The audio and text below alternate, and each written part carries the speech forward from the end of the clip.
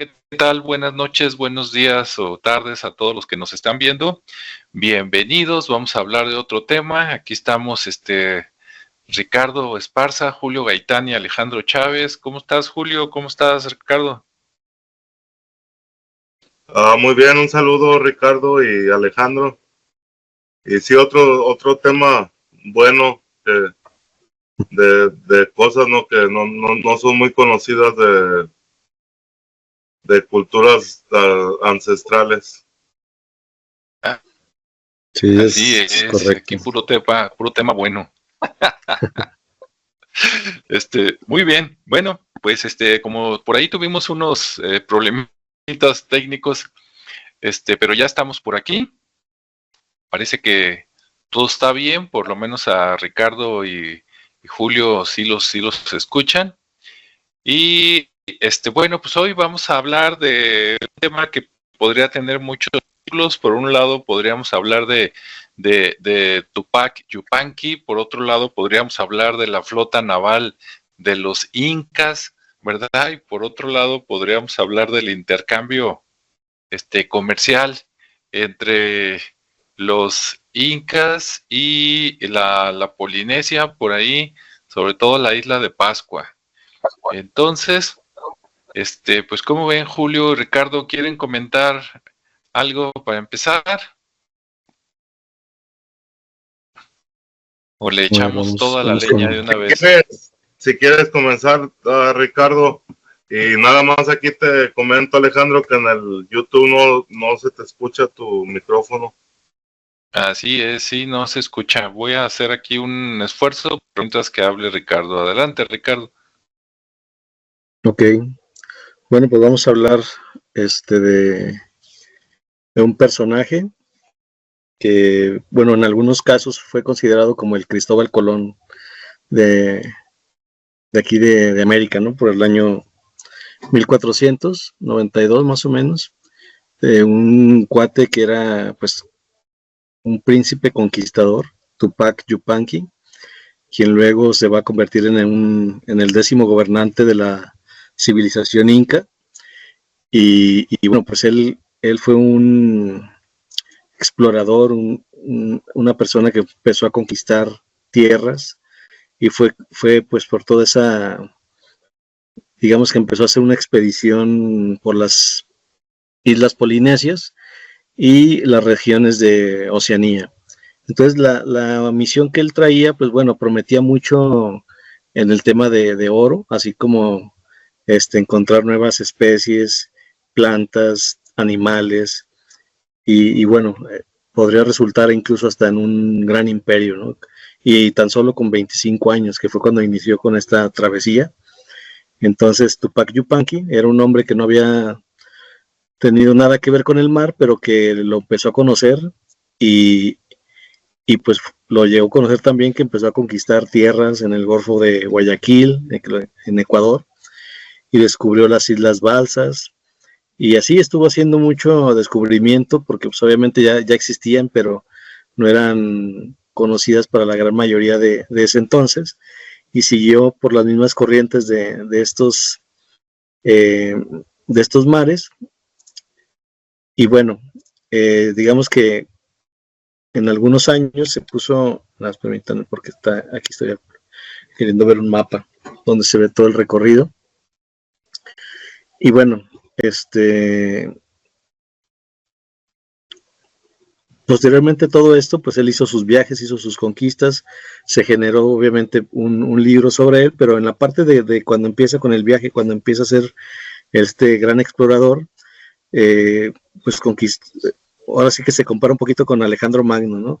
En el tema de la gran extensión de tierras que empezó a conquistar, tanto en Ecuador como ya mencioné en Guayaquil, llegó a las Islas Balsas, también estuvo en ¿cómo se llama? Auchumbi y Nanchumbi, que es unas regiones allá por Perú, que también más o menos estuvo, digamos que por el tiempo del virreinato, en algunas coincidieron en esos relatos, después se conocieron, pero él pues obviamente llegó a traer hasta 120 embarcaciones y unos 2,000 hombres. Y como les comenté, pues tenía 25 años, así que era muy joven. Y bueno, todo esto se va manejando por algunas teorías, de acuerdo a los relatos, de acuerdo a lo que hay escrito y al finalmente la biografía que se escribió de él y cómo inicia su aventura por estas islas. Y pues también llega a la isla de Pascua, precisamente, ¿no? Entonces, en los archipiélagos de las Marquesas, que también es una de las que están ahí como parte de sus conquistas, inicia pues las crónicas, ¿no?, de sus viajes, porque ya había hecho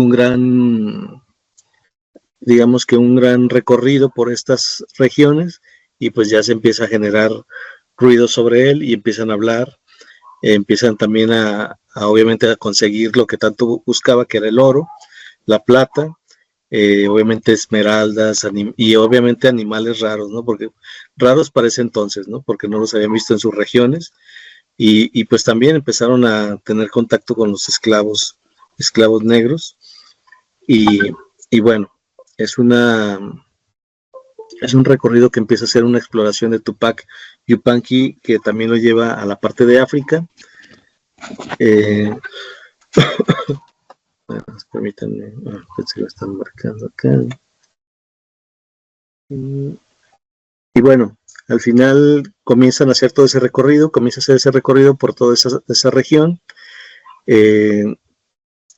Empieza por los documentos que existen, e incluso hay un profesor de la Universidad de la Universidad Antonio Ruiz de Montoya, que se llama Joseph Dagger, y él hace también una recopilación de toda esta información de este viaje, principalmente por Oceanía, donde predominaba básicamente la conquista de esta persona, y se reconoce como el primero de la leyenda del rey Tupac hasta la fecha, que es en la isla de Mangareva, donde se relata pues la llegada de la flota, que eran barcos grandes con doble mástil, y deslumbrando a los nativos, ¿no?, con lo que ellos ya traían para lo que era el nuevo mundo en aquel entonces, ¿no?, que era la cerámica.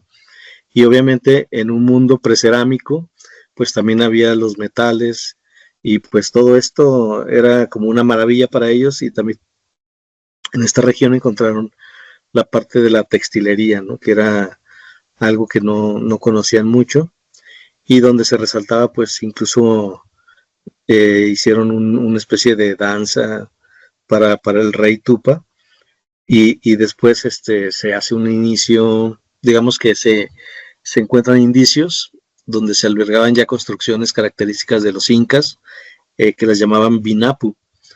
Estas construcciones pues son de piedra sobre piedra, entonces pero son tan bien puestas que decían que no entraba ni un clavo, ¿no? Tener una técnica muy sofisticada, muy interesante, que todavía hasta la fecha no saben cómo se realizaron en las ciudades incas, incluso del Cusco, donde señala este científico Dagger. Y que bueno, obviamente este personaje lo bautizaron como Mahatma Terra, que se traduce como hijo del sol, y se apoyaba también en la existencia de palabras quechua, ¿no? En Rapa Nui, por ejemplo, traía un tocado que en la cabeza los que lo utilizaban para los famosos monolitos de la isla de Puca, y que en quechua significa rojo. También en sus inicios tuvo viajes a Moquegua y a la isla de Pascua, como ya lo había mencionado, e incluso llegó a tener algunas misiones por Australia. Entonces se registran estos viajes a Australia. Se menciona que salió del puerto de Callao en 1605, y la misión la comandó un navegante hispano-portugués que se llamaba Luis Vaz de Torres, que atravesó este estrecho de Australia y Nueva Guinea, que ahora lleva su nombre, ¿no? Y también hay otras expediciones que se hicieron en San Pedrico con una embarcación de 40 toneladas, que recorrió por meses la costa de Australia. Y bueno, pues también después los españoles pasaron por ahí y bueno, hicieron un reclamo de estas regiones con Felipe III. Y cuando pasaron los españoles, pues tuvieron ellos más, digamos que fue más, no fue tan pacífico, porque tuvieron muchos altercados con los nativos y los españoles pues como que no les gustaba. Entonces pues hubo algunas luchas ahí con ellos en 1607 aproximadamente. Y después este navegante español llegó a Manila, ahí en capital de Filipinas, donde ya pues desaparece de la historia, ¿no? Entonces, pues bueno, Tupac abre camino, empieza a hacer esas conquistas y finalmente les deja un camino abierto a otros navegantes que después en esas mismas fechas pues andaban creando también territorio y buscando lo que todos los hombres que buscaban explorar, pues digamos que buscaban el oro, la plata, obviamente los diamantes y lo demás era pues tener historia, ¿no? Crear historia de conquistadores y dejar una huella en la historia de ellos mismos, ¿no? Entonces el rey Tupa pues en eso, así de manera general, ¿no? No es así tan rápido, pero lo quiero dejar como una especie de contexto para que aquí si Julio tiene más información, que creo que sí, pues nos platique un poquito más a detalle de estas navegaciones y de estos descubrimientos, sobre todo en la parte de la isla de Pascua. ¿Sale? Entonces le cedo ahí la palabra a Julio.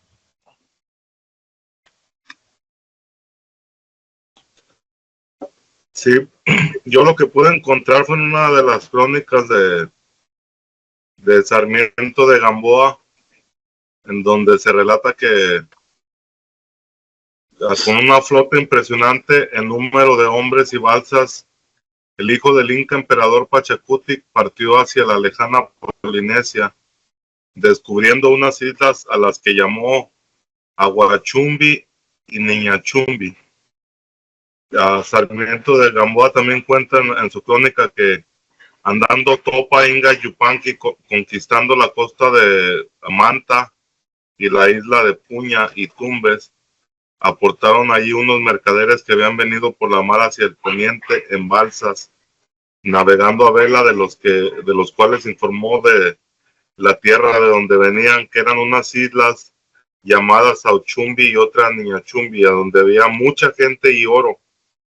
Como Topainga era de ánimos y pensamientos altos y no se contentaba con lo que en tierra había conquistado, determinó tentar la feliz ventura que le ayudaba por la mar y se determinó a ir allá, y para esto hizo una numerosísima cantidad de balsas en las que embarcó más de 20,000 soldados escogidos, y concluye la crónica que de ese viaje Topainga fue y descubrió las islas y volvió de allá, de donde trajo gente negra y mucho oro y una silla de latón y un pellejo y quijadas de caballo.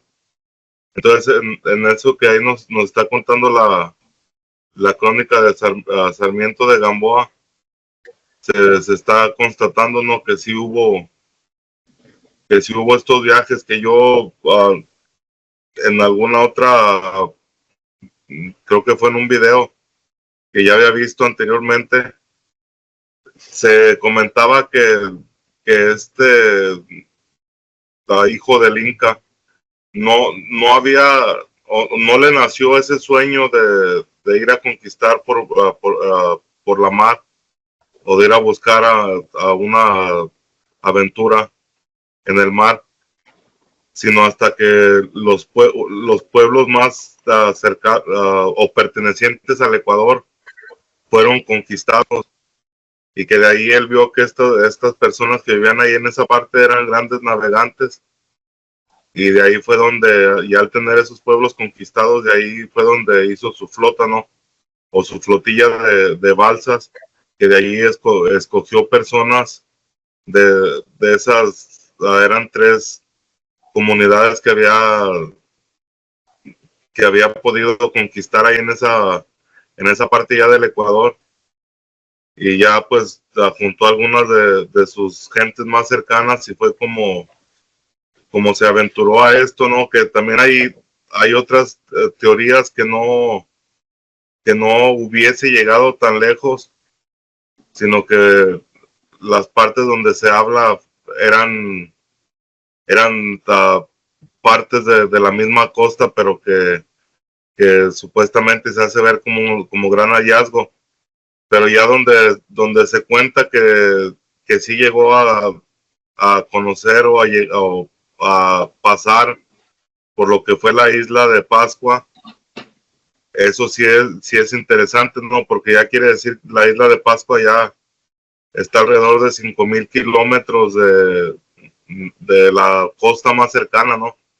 Que sí es algo muy lejos, pero lo que no se sabe concretamente, si es que hubiese llegado más allá de lo que fue la isla de Pascua, que pues ahí de la isla de Pascua hacia cualquier otra parte es lejísimo, no es mucho más de lo que es la isla de Pascua hacia América que encontrar otra tierra después. Entonces ahí no se descarta que haya podido llegar, pero lo que no se sabe a ciencia cierta es a qué lugar fue a donde llegó, porque lo que se nos habla aquí pues son los nombres, ¿no? de algunas de estos territorios, pero que están en ese idioma antiguo que ya en la actualidad, bueno, no sé si haya la forma de poder verificar cuáles eran los territorios de los que se habla aquí, pero yo no, de eso, pues hasta el momento no me dio tiempo de investigar eso. No sé tú, Alejandro, si quieres ahí agregar algo. Bien, ya me escuchan, ¿verdad? Bueno, creo que ya se está escuchando por fin mi voz en YouTube. Esperemos que sí. Voy a aprovechar para saludar. Por aquí está conectado México sin editar. Dice saludos desde Monterrey, Nuevo León. Felicidades por su excelente tema de la expansión del Imperio Inca. Así es. Entonces, y aprovechamos que está conectado para recomendarles, ¿verdad? Que si les gustan las historias de, sobre todo México, Monterrey y Guadalajara, el canal precisamente de México sin editar es uno de los recomendables. Bueno, pues sí, de hecho, prácticamente ya dijeron todo, nomás le voy a dar así un resumen, un poquito de orden a lo que ya comentaron por si alguien se estuviera conectando. Y bueno, para empezar, antes de resumir lo que dijeron Ricardo y Julio, pues imagínense qué sorprendente es saber que antes de que llegaran los europeos, los españoles a América del Sur para conquistar, digamos, a los incas fueron un imperio pues increíble, ¿no? Impresionante, que creció mucho, conquistó a muchos otros pueblos y que incluso, según esta leyenda, se animaron a irse al mar, ¿no? Con las naves que tenían, que sí tenían, y al parecer se fueron con la idea de conquistar, pero más que todo, comerciaron. O sea, no fue totalmente militar, ¿no? ¿Y de dónde salió esto? Dándole otra vez orden a las cosas. Bueno, el personaje que hizo esto posible, el nombre completo es Tupac Inca Yupanqui, ¿no? Que en muchos lados nada más le dicen Tupac Yupanqui, pero es Tupac Inca Yupanqui. Y él era un príncipe. Su papá era el rey. Déjenme ver si tengo por aquí el nombre a la mano. Su padre, si lo tienen mis compañeros, me lo pueden decir. Era hijo de Pachacútec. Pachacútec, ¿verdad? Sí, el rey era Pachacútec y el hijo es Tupac. Entonces, al parecer, según eso, Tupac parece que nació en 1441. Y esto que aconteció, como decía Ricardo, fue cuando Tupac, el príncipe, tenía 25 años, o sea que debió de haber sucedido más o menos allá por 1466. ¿Y qué pasó? Bueno, antes de aventarse al mar, gracias a Tupac Yupanqui, mientras su padre, que era el rey, gobernaba el imperio inca, le encargó a su hijo, a Tupac, que fuera pues a hacer guerras, ¿no? A conquistar a los demás. Dicen que por ahí fueron a echarle pleito a los chachapoyas y a los mapuches. Y entonces, duplicó o casi triplicó el espacio conquistado por los incas, este Tupac. O sea, era bárbaro, ¿no? Llegaba y rajaba, así tipo Hernán Cortés, ¿no? Nuño de Guzmán y todos los grandes conquistadores, como decía Ricardo, algunos lo comparan con Alejandro el Grande. Entonces era muy bueno para guerrear. Conforme iba conquistando estos pueblos, tanto para el norte, por allá llegando a Ecuador y más allá, como para el sur, que llegaron hasta Chile, en una de esas conquistas de los pueblos conquistados, él escuchó leyendas o noticias que había unas islas muy lejanas y que en esas islas pues había oro, había gente, ¿no? Y había pues cosas interesantes. Entonces él dijo, bueno, pues si aquí ya conquisté todo lo que se podía, claro, no se fue más allá porque, por ejemplo, al norte se lo impedía la selva amazónica, ¿no? Conquistó una partecita por ahí, pero no pudo avanzar. Y luego por acá, por Chile, por el sur, porque están los Andes, ¿no? Las montañas, como quien dice. Entonces, ahora sí que lo detuvo la orografía, pero lo demás no. Entonces, cuando le dijeron que había unas islas que tenían muchas riquezas, él quiso investigar si era cierto. Ahora, lo interesante es que si a él le contaron que existían, es porque alguien ya había ido allá. Y por ahí leyendo en internet, si ustedes le dan una buscada, dicen que se sospecha que había relación comercial entre América y las Polinesias desde el año 1000 de nuestra era. O sea, 466 años antes de que Tupac y Yupanqui supiera de estas leyendas, ya había comercio, ¿sí? A lo mejor es esporádico, pero ya había. Y pues entonces, imagínense el año 1000, o sea, está súper lejano, ¿no? Lo que no se sabe es que si los americanos fueron primero a las Polinesias o si los polinesios fueron los que primero vinieron a América para que se estableciera ese contacto. Y se sabe que había contacto porque de repente hay muchas plantas que se supone que son de América que han encontrado en las Polinesias, como el camote y no me acuerdo qué otra planta, ¿no? Bueno, entonces, cuando escucha esto, Tupac Yupanqui, él tiene que enterarse para ver si es cierto o no es cierto, ¿no? Porque a lo mejor dice son puras mentiras, un chisme, quieren que me vaya a la mar estos desgraciados. Y entonces, no recuerdo el nombre, pero él tenía un consultor que era como un chamán. Y entonces al chamán le encarga que investigue. Y ya sea que usted lo crea o no lo crea, dices, oye, pero ¿cómo va a investigar el chamán? ¿Qué? ¿Va a agarrar una lanchita, una canoa y se va a ir a remar ahí, como decía Julio, 5,000 kilómetros a ver qué encuentra sin saber para dónde? No, ahí viene lo sobrenatural. Se supone que este chamán se avienta algo así como un viaje astral, o sea, se pone a meditar, no sé si con drogas o sin drogas, pero digamos que se avienta un churro mental y entonces, pues digamos que se convierte, vamos a pensarlo así, en un águila y entonces él mentalmente navega y encuentra las islas y después vuelve a su cuerpo y le dice a Tupac Yupanqui, ¿sabes qué? Sí es cierto, sí son las islas y es más o menos para tal rumbo. Ah, bueno, entonces Tupac Yupanqui, vea que estaba joven, a esa edad todavía sin compromiso, dice, pues allá vamos con los navíos. Ok. La historia más impresionante dice que preparó a 20,000 personas entre soldados, comerciantes y de todo.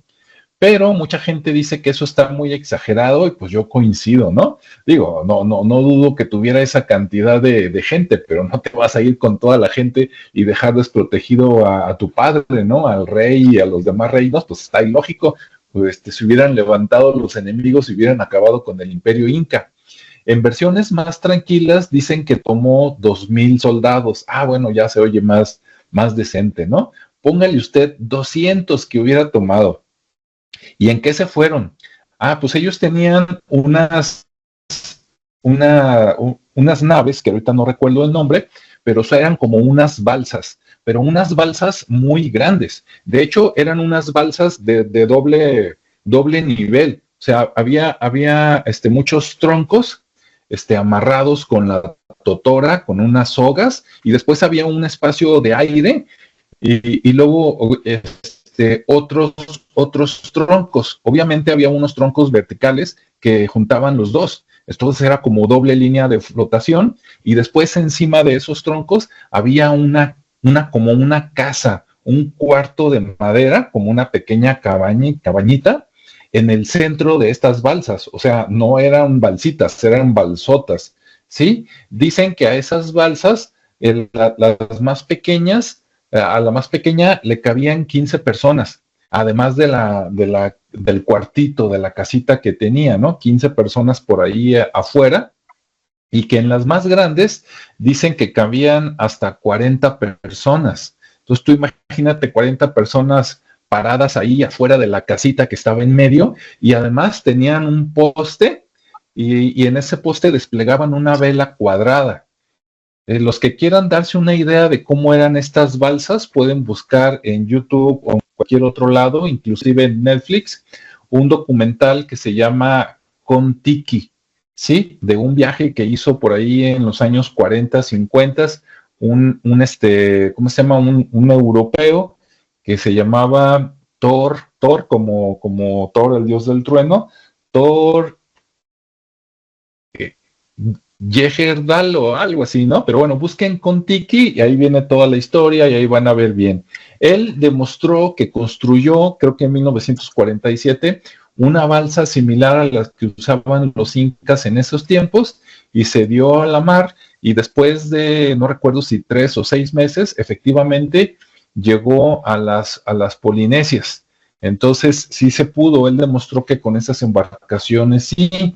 Entonces cuentan que se fue entre 20 y 200 de estas grandes balsas y pues órale, ¿no? A la aventura entre comillas, porque ya sabían para dónde. Ya con lo que el chamán había visto por ahí en sus sueños lúcidos, sabían por dónde salir. Aparte, las personas que les habían pasado el chisme, pues también los reclutaron, ¿no? Para, a ver, desgraciado, pues tú te vas con nosotros, ¿no? No vaya a ser que nos perdamos. Y entonces se fueron y al parecer aprovecharon algo que se llama la corriente de Humboldt, que es como un círculo por ahí que de corriente marina, ¿no? Que hace precisamente que se vaya más rápido desde América hasta esas partes de la Polinesia, Melanesia, por allá, casi llegando a ¿cómo se llama? Australia.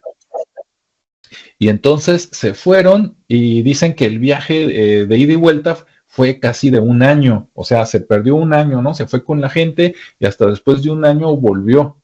Imagínense acá, ¿no? El papá yo creo que dijo, ya se murió o algo, y entonces en el camino iban encontrando pequeñas islas y pues ahí se iban abasteciendo hasta que llegaron a una isla que se llama actualmente la isla Mangareva, y se supone que esa es una de las dos islas que mencionó Julio con el nombre Polinesio.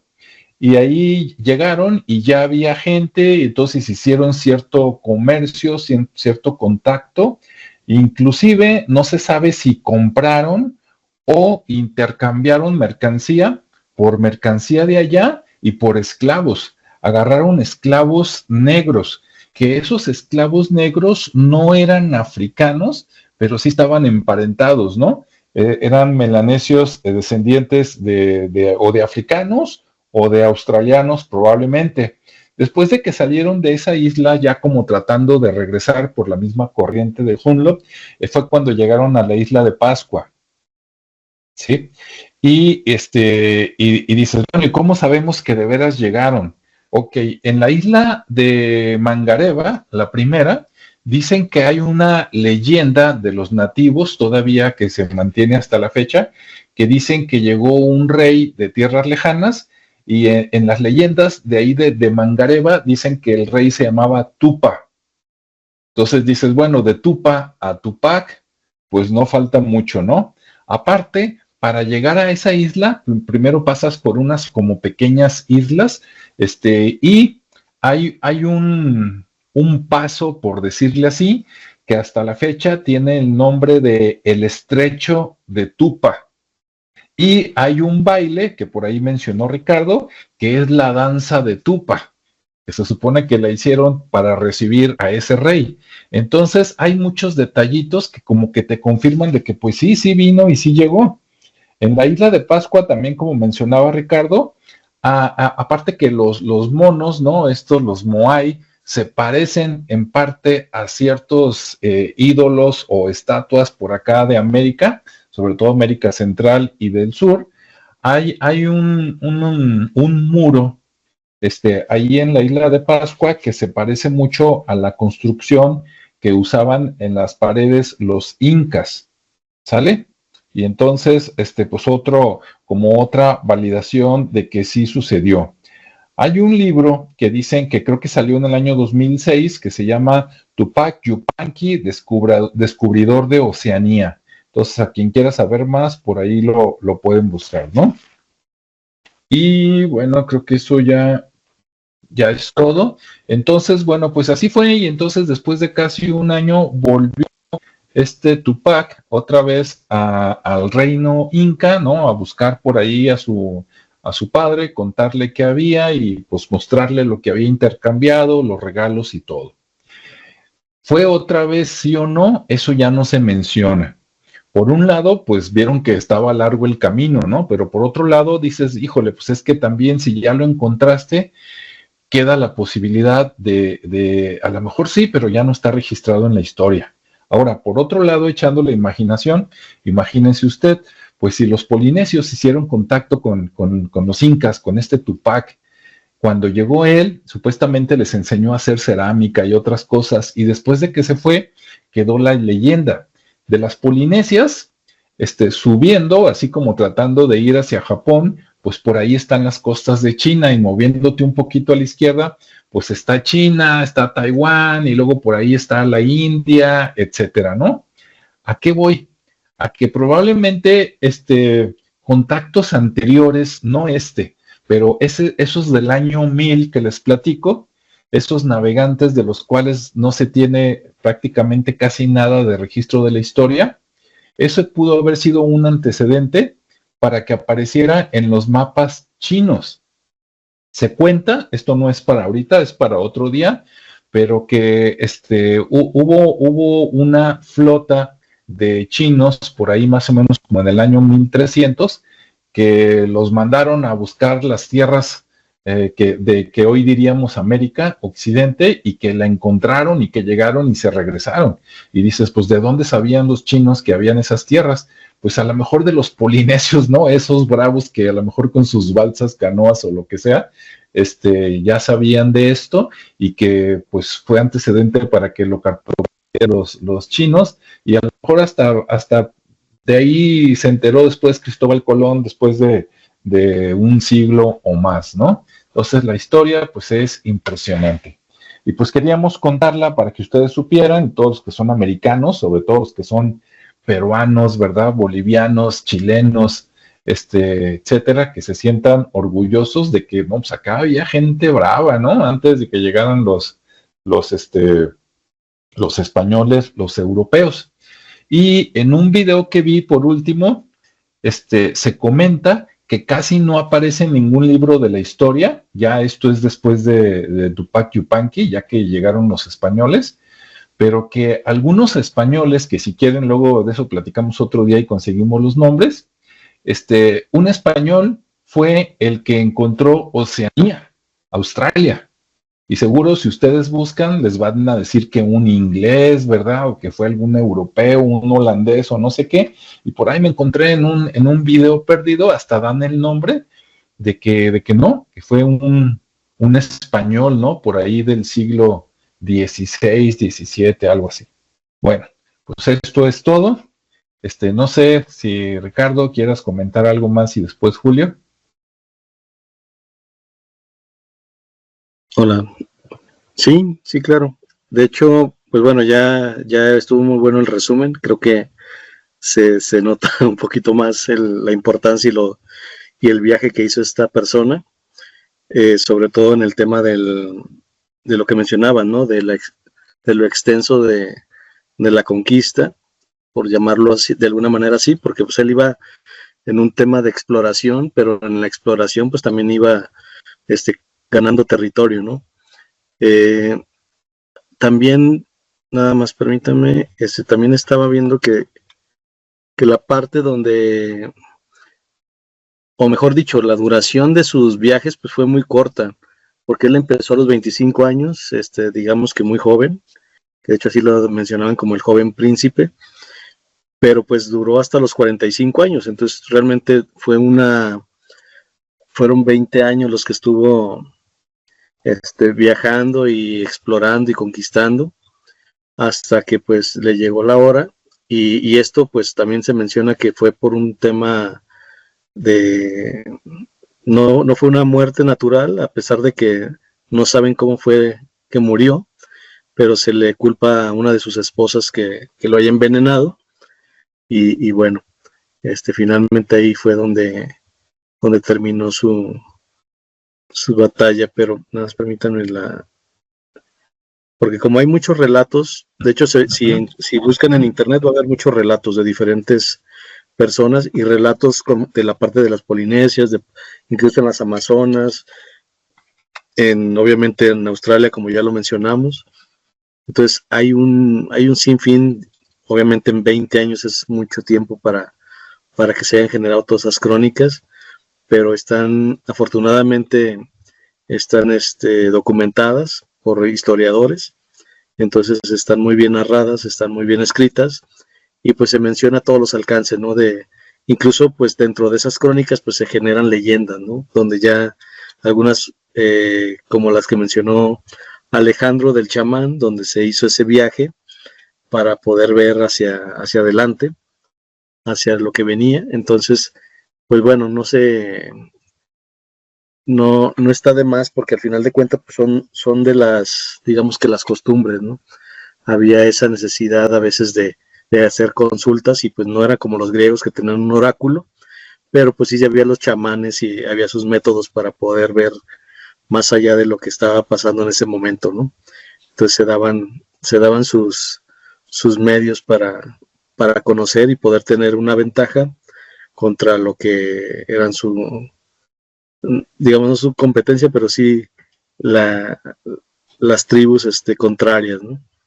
Entonces, pues bueno, nada más comentarles eso, que pues hay un sinfín de relatos, todos muy interesantes, todos obviamente redundan en la parte de lo que estuvo realizando por otras tierras, porque al final de cuentas fue muy importante su recorrido, y entonces hay muchas versiones, ¿no? Entonces sí es interesante cómo cada uno de los narradores o de las crónicas traen parte de su estilo, y bueno, ustedes también pueden hacer una pequeña búsqueda y darse cuenta pues de lo que sucedió pues, ya con digamos que en el 1532 pues ya su ejército ya tenían la ciudad de Cusco, ya algunas etnias, perdón, ya estaban conformadas como parte de su mismo ejército, pero bueno, muchas de las situaciones de las etnias también tuvieron después su represalia, porque una vez que ya falleció, pues también empezaron a quemar incluso algunas en Cusco sobre todo, que estaba la momia de Tupac, pues ahí lo quemaron y bueno, las cenizas también las recolectaron para llevarlas a ocultar,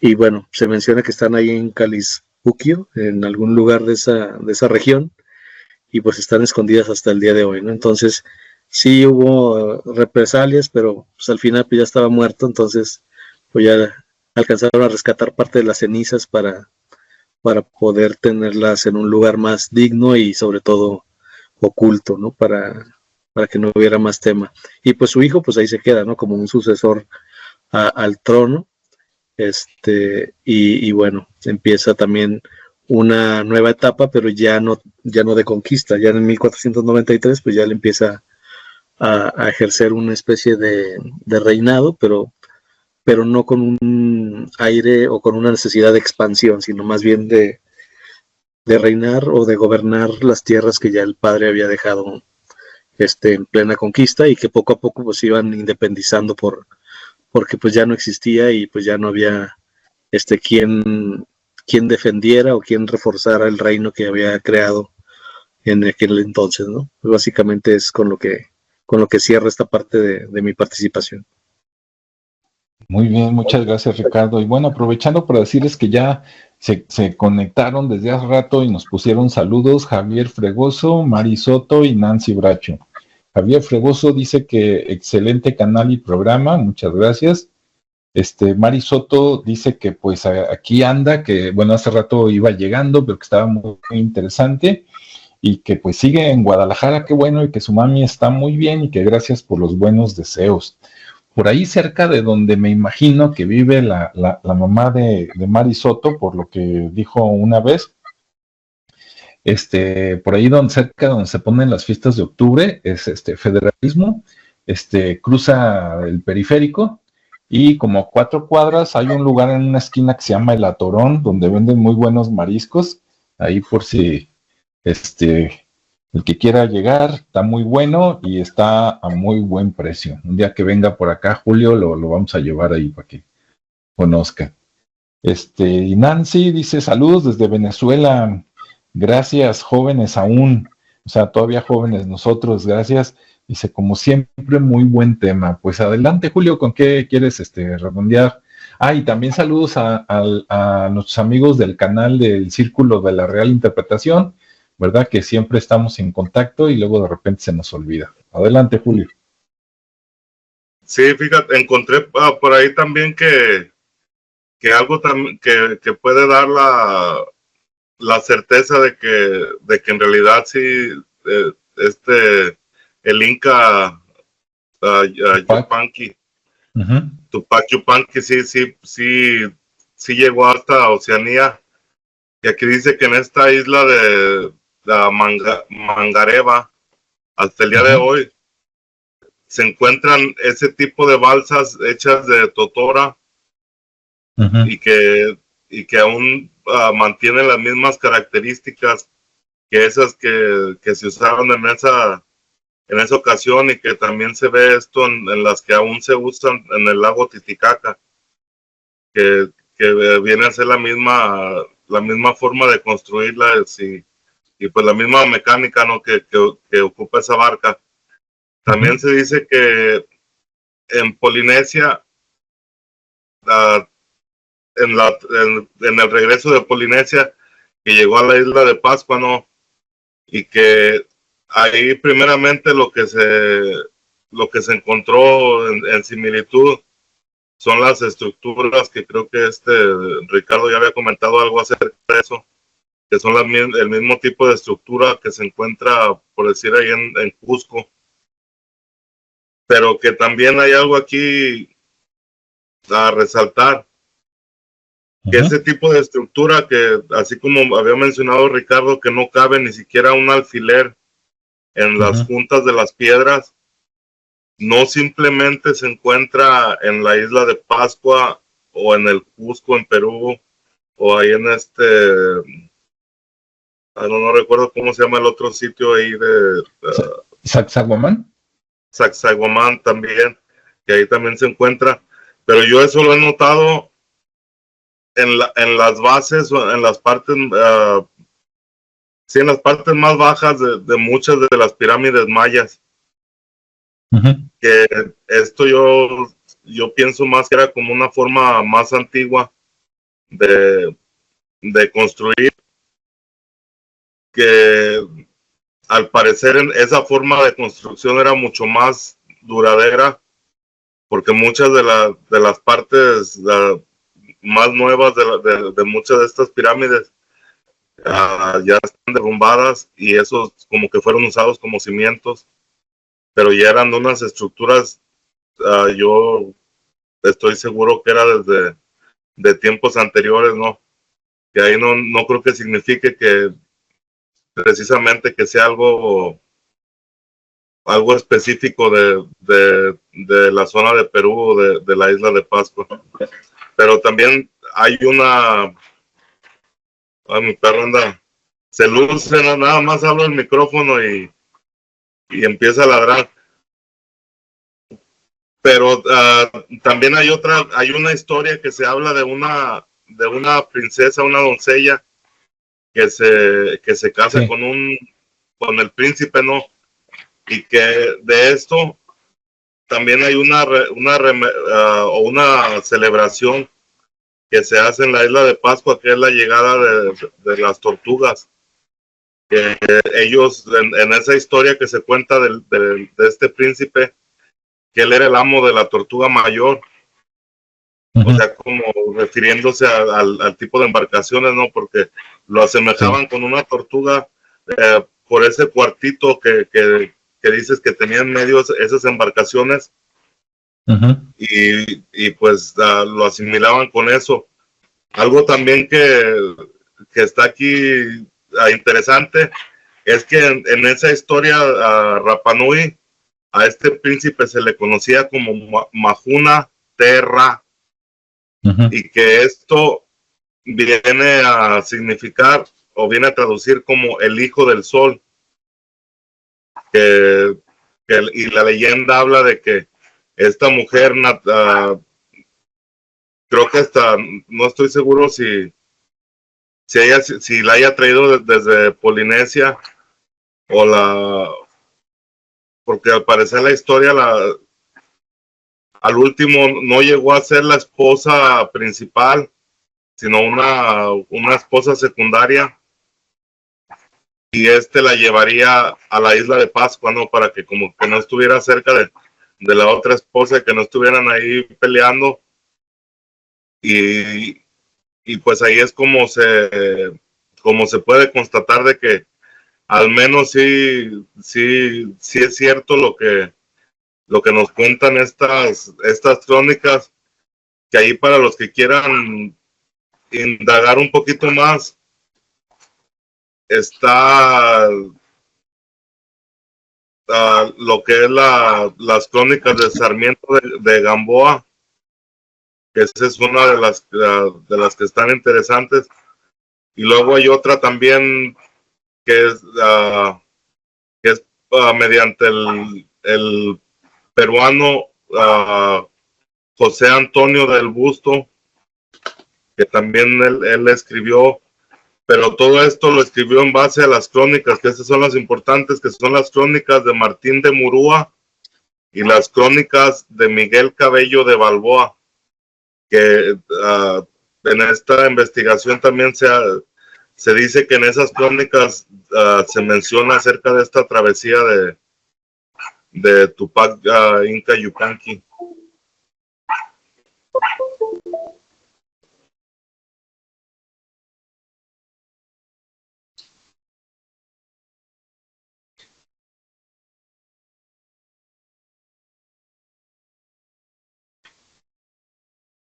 Bueno, yo creo que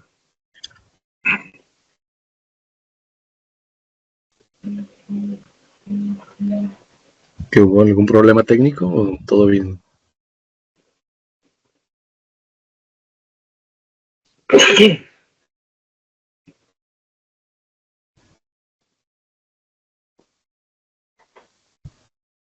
Ok, parece que tuvo ahí algún problema Alejandro, pero igual, pues que está interesante todo ese tema y creo que cada una de las crónicas en sí trae su propia riqueza, ¿no? En cuanto al conocimiento de la parte donde empiezan a narrar, como ya lo he mencionado los cronistas, y eso que tú mencionaste, Julio, pues también está muy, muy interesante. Creo que cada una en sí da para un tema, ¿no? O una parte de la historia de este personaje Tupac.